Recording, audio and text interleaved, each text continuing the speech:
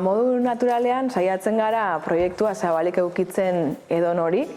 Orduan horren arira baditugu hemen voluntario asko etortzen direla astero eta astean zehar, batez ere astean zehar datozenak jubilatuak dira eta etortzen dira lan egitea hemen, beraien ezagutza aplikatuz edo berriak ikasten. Eta elkar ikasten dugu. Egia esan beraiek ere asko aportatzen digute, jende oso energia handiko jendea da eta oso pozik gaude beraiek hemen eukitzeaz, animatzen dut ere jendea, nahiko balu apuntatzea voluntario bezala, guztiz zabalik gaudela herrira, inor etorri nahiko balu, ez bakarrik jubilatuak edo nor, guztiz ongitorria izango diala.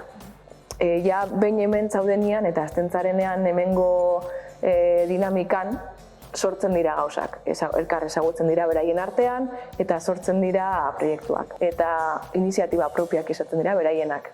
Orduan, nik uste dut onurak dituztela, ez?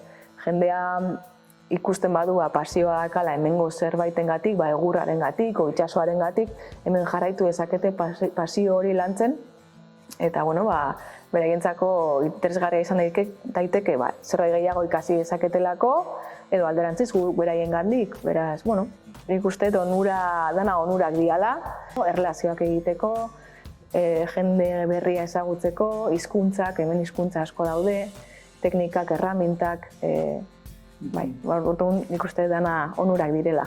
Tarifa bereziak ditugu 75 urtetik gorakoentzako, baita beste kolektiboentzako, eta orduan hori da modu bat ere ateak zabaltzeko eta ezagutarazteko gure proiektua.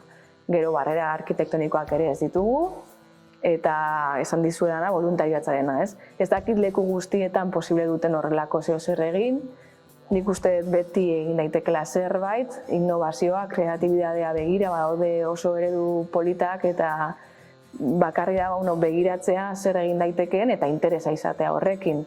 Nik uste adin hauetako pertsonak dakatela ezagutza oso handia gaur egun, eta hori aprobetxatu behar degula modu batean edo bestean. Seguru moduak daudela, lehenengo pausua da interesa izatea eta preste egotea eta gero, seguru topatzen diela.